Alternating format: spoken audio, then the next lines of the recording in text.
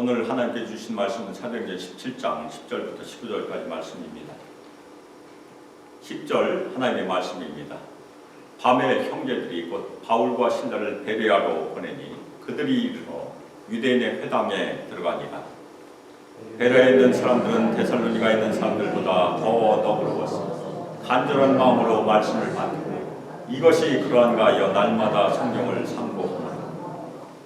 그 중에 믿는 사람이 많고 또 헬라인의 귀부인과 남자가 적지 아니하나 데살로니가에 있는 유대인들은 바울이 하나님의 말씀을 베레아에서도 전한 줄을 알고 거기도 가서 우리를 움직여 소동하게 하거늘 형제들이 곧 바울을 내보내어 바다까지 가게 하되 실라와 디모데는 아직 거기 머물더라. 바울을 인도한 사람들 그를 데리고 아덴까지 이르러 그에게서 실라와 디모데를 자기에게로 속히 오게 하라는 명령을 받고 떠나니라. 아멘. 이 시간 더 너그러워서 간절한 마음으로 말씀을 받고 라는 설교 제목으로 주님의 말씀을 증거하도록 하겠습니다.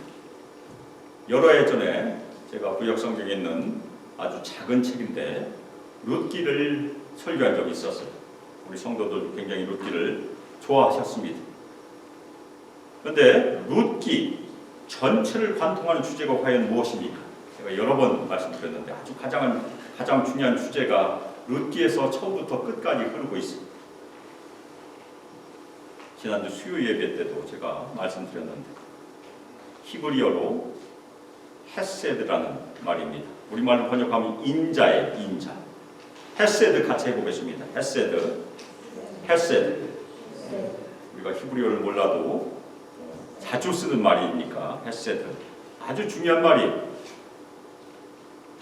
이 헤세드는 하나님과의 언약적인 사랑을 의미합니다. 그냥 사랑이 아니고 언약의 백성들끼리 이루어진 사랑이 신실한 사랑. 영어로 번역하는 경우에는 loving kindness라고 번역을 하게 돼요. 끊어지지 않는 사랑.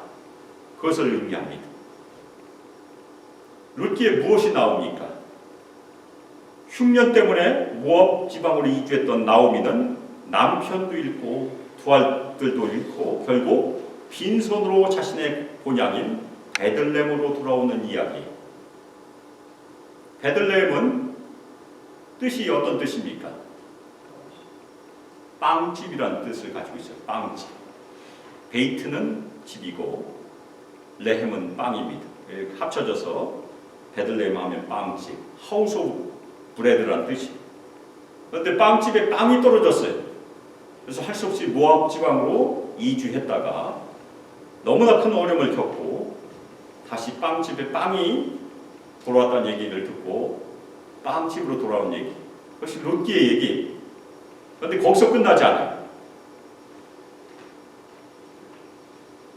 남편을 이미 잃은 며느리 룻은 시어머니 나오미가 떠나가라고 했는데 끝까지 떠나가지 않고 뭐라고 고백합니까?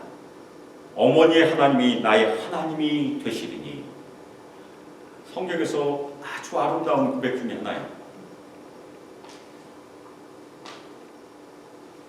그리고는 시어머니 나오미에게 인자 헤세드를 베풉니다.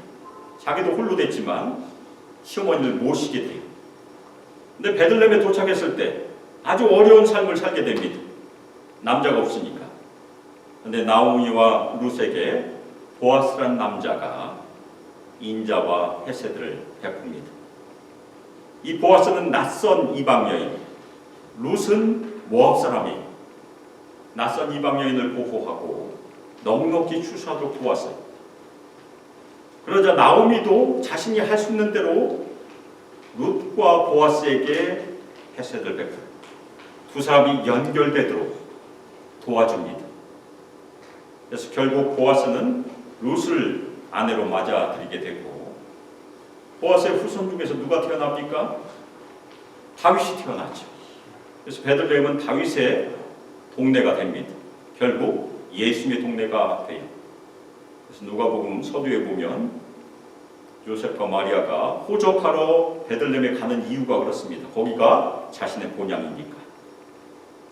하나님의 역사가 다 연결된 것입니다.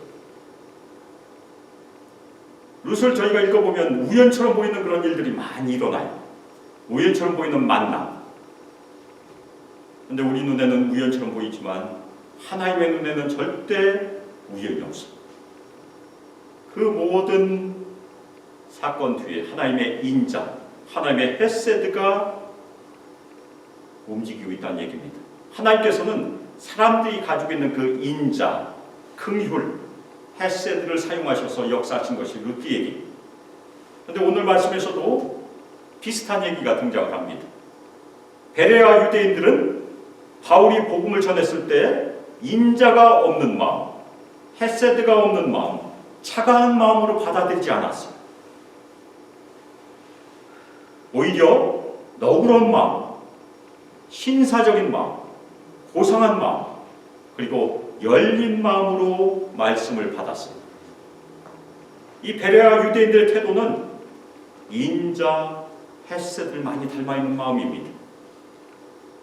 베레아 유대인들은 편견을 내려놓고 말씀 앞에 겸손해지고 그 다음에 날마다 성경을 상고하며 하나님의 뜻을 찾았습니다. 그러자 하나님의 손길이 임했어요. 베레아 유대인 중에서 믿는 사람이 많아진 역사가 일어났어요. 너그러운 마음, 신사적인 마음, 고상한 마음, 열린 마음, 인자와 헤세드를 닮은 마음이 믿음을 낳았다는 것이 오늘 말씀에 아주 중요한 내용이에요.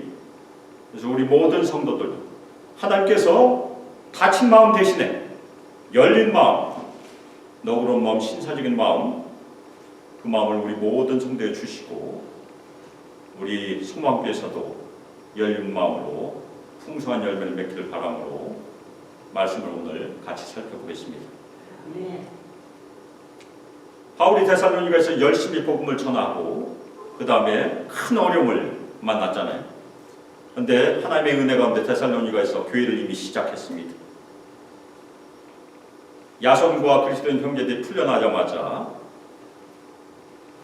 그리스도인 형제는 즉시 밤중에 바울과 실라를 베레아로 보냈어요.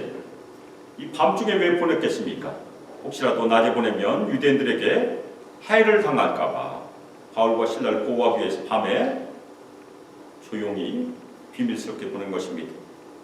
베레아는 데살로니가에서 멀리 떨어져 있지 않아요. 서쪽으로 약 18마일, 그러니까 29km니까 걸어서 하루 안에 갈 수 있는 그런 거리죠. 그래서 마게도니아의 남서쪽에 있는 도시입니다. 우리가 지금 빌립보에서 암비볼리, 아볼로니아, 데살로니가까지 오는 것을 살펴보고 오늘은 데살로니가에서 베레아로 가는 그 여정을 같이 살펴봅니다. 바울과 실라는 유대인과 이방인 대적자들의 활동이 자신들이 세운 새로운 신자 공동체 모두에게 위험을 초래한다는 것을 인정하고 데살로니가를 떠난 것이 바울과 실라가 떠나면 새로운 신자 공동체가 데살로니가에서 좀 더 평안히 거하며 모일 수 있기 때문입니다. 그래서 바울과 실라는 밤에 즉시 떠난 것이. 그런데 바울과 실라는 베레아에 도착하자마자 유대인 회당에 또 들어갔어요. 유대인 핍박을 받았음에도 불구하고 또 회당에 들어갔습니다. 베레아에 도착한 후에 바울은 자신의 습관에 따라서 열심히 유대인 회당 예배에 참석을 하고 있는 것입니다. 바울과 실라는 계속해서 유대인의 회당에 들어가서 유대인과 개종자들과 하나님을 경외하는 사람들에게 복음을 전하려고 하는 것입니다. 데살로니가의 핍박은 복음을 막지 못했어요. 오히려 복음을 옮겨놓은 것이 데살로니가에서 베레아로 옮겨놨어요. 데살로니가의 소동이 하나님의 뜻과 섭리를 막지 못했다는 얘기입니다. 지금도 하나님 나라의 일은 언제나 사람의 방해 속에서도 열리게 되어 있습니다. 언제나 방해는 있어요. 그렇지만 하나님께서는 하나님의 일을 하신다는 것이 우리의 신앙 고백입니다. 누가는 베레아 유대인들을 데살로니가 유대인들과 비교하면서 세 가지 말로 묘사를 하고 있어요. 먼저 그들은 더 열린 마음이었고 따라서 더 잘 들을 준비가 되어 있다. 그렇게 설명을 하고 있습니다. 다음으로 그들은 하나님의 말씀을 큰 열정으로 편견 없이 받아들였다. 열린 마음이지만 받아들이지 않으면 아무런 역사가 안 일어나니까 받아들여야 돼요. 다음으로 그들은 바울의 메시지가 타당한가 아니면 진리에 맞는가 확인하기 위해 성경을 조사했어요. 확인했어요. 세 가지 행동이 무엇입니까? 열린 마음을 가졌고 그 다음에 받아들였고 조사하는 세 가지 행동을 했다는 얘기입니다. 열린 마음은 여러 가지 말로 번역을 하고 있어요. 오픈 마인디드, 고상하다 하면 노블이죠. 다른 부분에서는 우리가 귀족이라는 말로도 번역할 수 있기 때문에 노블이라고도 할 수 있어요. 고상하다. 옛날 개역 한글은 신사적이다라고 번역을 했습니다. gentle. 그리고 오늘 우리 개역개정은 너그럽다, 제너러스라고 번역을 하고 있습니다. 근데 열린 마음이 잘 맞는 것 같습니다. 베레아 유대인들이 더 열린 마음을 가졌다는 얘기는 무엇입니까? 베레아 유대인들이 배울 준비가 다 되어 있다는 얘기. 바울의 메시지를 받아들일 준비가 다 되어 있다. 그런 말이. 근데 여기서 매일이라고 말하는데 유대인 공동체 전체가 회당에서 정기적인 집회를 매일 열지는 않았어요. 그들은 안식일에 정기적으로 만났습니다. 일주일에 한 번씩. 그렇지만 예수 그리스도의 복음에 관심이 있는 유대인들은 매일 바울을 찾아왔다는 얘기. 매일 찾아와서 하나님의 말씀을 듣고 확인하는 과정들을 이 사람들이 겪었습니다. 이 베레아 유대인들은 복음에 대한 관심이 너무나 지대했다는 얘기. 그래서 바울이 선포하는 그 복음의 내용에 대해서 기꺼이 그리고 열심히 강론을 했던 것입니다. 토론을 했던 것입니다. 그리고 유대인의 회당이 있으니까 유대인의 회당에 가면 성경, 구약 성경이 히브리어나 헬라어로 쓰여져서 두루마리로 보관되고 있었어요. 궁금하면 거기 가서 열어볼 수 있었습니다. 회당이 연구 장소가 된 것입니다. 바울은 구약 성경을 통해서 예수가 그리스도이시다, 메시아이시다. 그리고 예수 그리스도의 죽음과 부활은 하나님의 구원 계획에 아주 필수적인 것이다라고 가르쳤습니다. 그러자 베레아 유대인들은 이런 일들, 바울이 주장한 예수 그리스도의 죽음과 부활에 대해서 그것이 참된 것인지 확인하기 위해서 바울이 제시한 성경적 증거를 열심히 찾아본 것이 베레아 유대인들은 감정적으로 성경을 대하지 않았어요.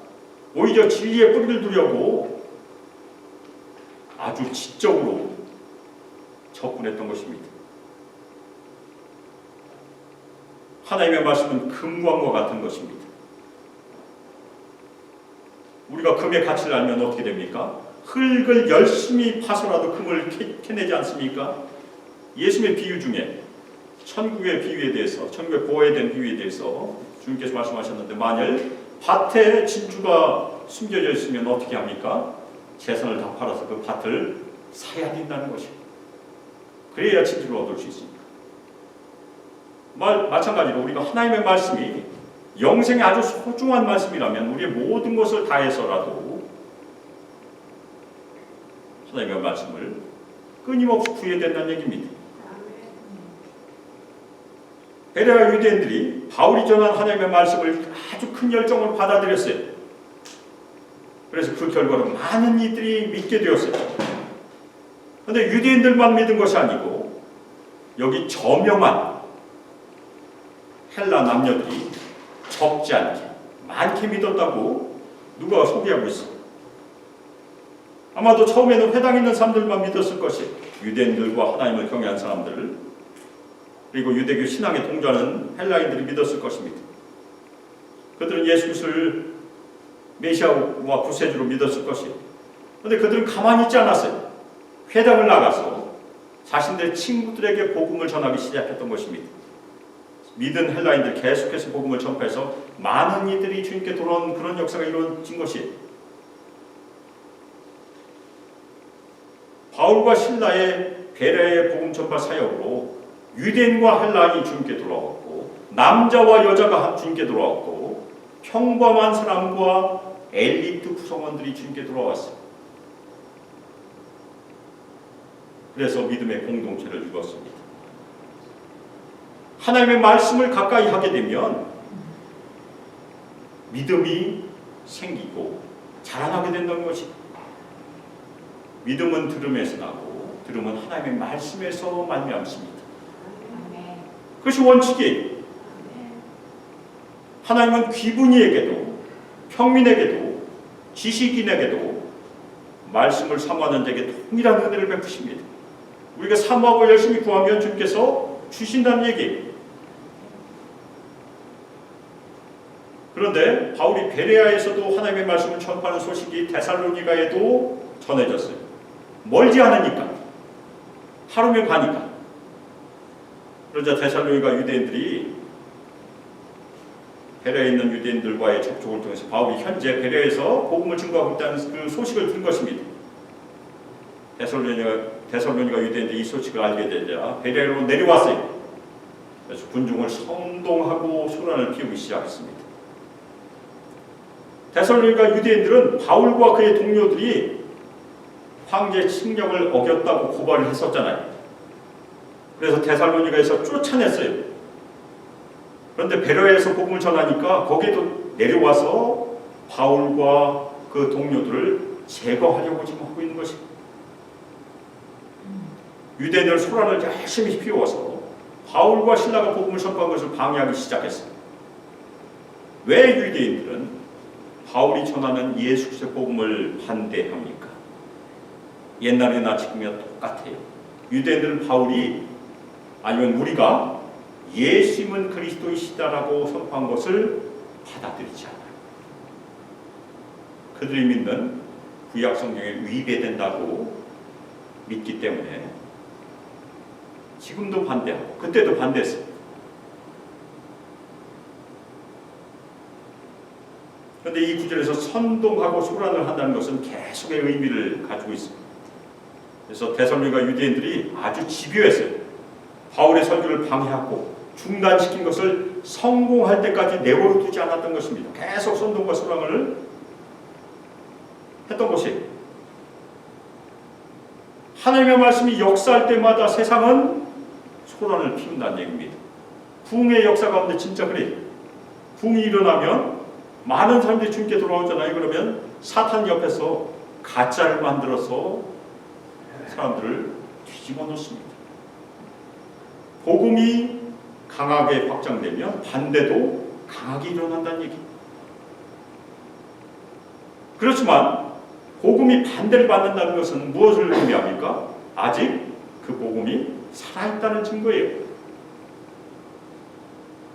반대가 강하다는 얘기는 하나님의 역사도 강하다는 얘기니까. 엄청난 소란과 방해가 있자 그리스도인 형제 즉시 바울을 바다 쪽으로 보내어 떠나게 했어요. 바울을 보호하기 위해서. 근데 여기 그리스도인 형제들이란 말이 등장하니까 베레아에서도 정기적으로 모였어요. 예수 그리스도의 이름으로 하나님을 예배하고 교제하는 믿음의 공동체가 이미 생겼다는 얘기예요.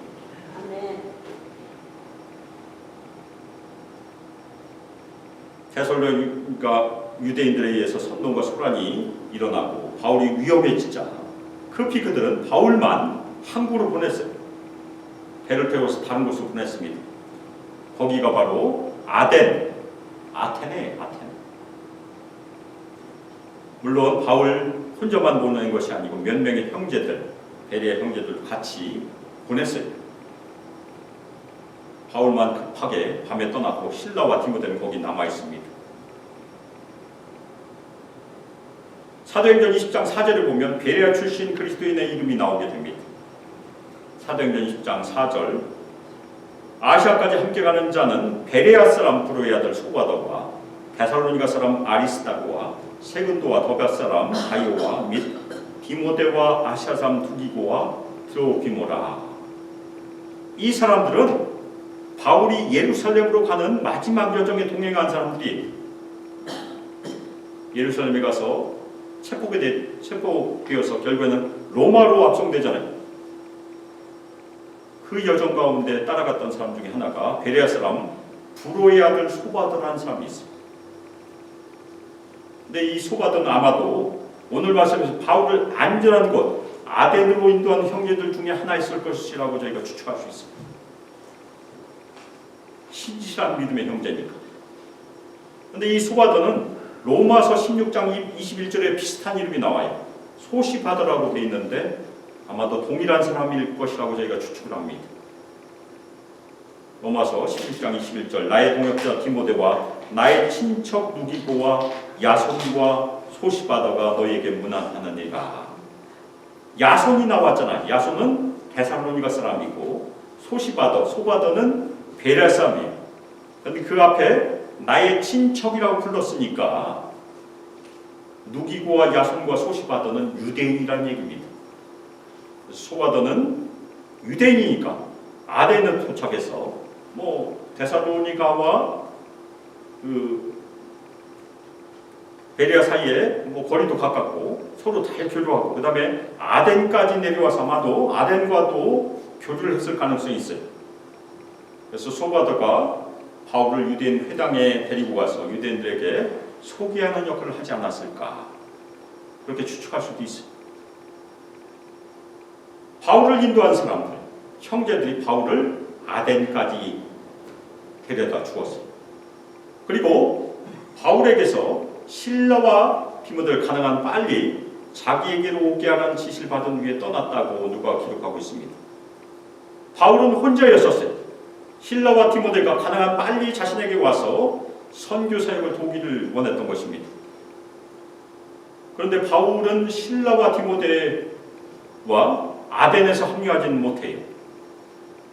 아마도 실라와 디모데가 아덴에 갔을 것이 갔더니 이미 바울은 다른 곳으로 떠났다는 소식을 듣고 다른 곳으로 가서 합류한 것이 아닌가 저희가 생각해 볼 수 있습니다. 그 다음 장소가 저희가 잘 아는 고린도예요. 고린도에서 실라와 디모데가 만나게 됩니다. 데살로니가 유대인들은 바울을 막으려고 수단과 방법을 가리지 않았습니다. 하지만 하나님은 그를 베레아와 그 다음에 아덴으로 보내신 것이 한 도시에서 문이 닫혔어요. 그런데 다른 도시에 복음의 문이 열렸다는 얘기입니다. 하나님의 말씀은 멈추지 않아요. 모든 족속에게 복음이 전해질 때까지. 그리고 그 말씀을 전하는 사람은 누가 가든지 세상 끝까지 가야 된다는 얘기입니다. 땅 끝까지 이르러야 예수님께서 오시기 때문에. 바울 때부터 지금까지 많은 성도들의 고난의 발자국 속에서 복음의 꽃이 피어났어요. 지금도 마찬가지. 우리 성도들도 주님의 일꾼이지 않습니까? 우리 성도들도 하나님께 끝까지 복음의 일꾼으로 순종하시기를 주님의 이름으로 축원합니다. 우리가 땅 끝까지 가기는 어려워요. 그런데 우리 옆집이 땅 끝에서 온 사람일 수도 있어요. 진짜 간호가다가 아주 먼 곳에서 이민 온 사람들이 옆에 사는 경우가 있습니다. 그 사람들이 우리가 복음을 증거하면 돼. 제가 간호가다가 우리 목사님들이랑 만나서 제가 옛날에 인터내셔널 사역을 했었어요. 근데 저희가 미국 사람들에게 복음 전하려고 하면 영어가 딸리니까 쉽지 않잖아요. 그런데 외국 사람들끼리는 영어 어차피 서로 잘 못하니까 서로 용서할 수 있어요. 떠듬거려도 다 알아듣습니다. 저도 그렇게 중국 사람들에게 복음을 전한 적이 있었어요. 주님께서 우리를 사용하실 수 있습니다. 우리 모든 성도들 복음의 일꾼임을 마음에 새기시기를 주님의 이름으로 축원합니다. 아멘. 오늘 말씀은 어떤 내용이었습니까? 베레아에서 예수 그리스도의 복음을 선포했을 때 많은 사람들이 주님을 믿고 주님께 돌아온 내용. 물론 그것은 하나님의 역사예요. 하나님의 손길이 임한 것입니다. 그런데 하나님께서는 베레아에 있는 유대인 신자들의 마음을 사용하셨어요. 어떤 마음입니까? 너그러운 마음, 신사적인 마음, 고상한 마음, 열린 마음을 사용하셨다는 얘기입니다. 그리고 베레아 사람들은 단순히 말씀만 들은 사람들이 아니었었어요. 그 사람들은 말씀을 삶으로 받아들인 사람들입니다. 말씀의 감동으로 끝나지 않고 날마다 성경을 상고하고 조사하였어요. 그게 더 중요해요. 그냥 읽은 것이 아니고 성경 말씀 아주 자세히 읽은 것입니다.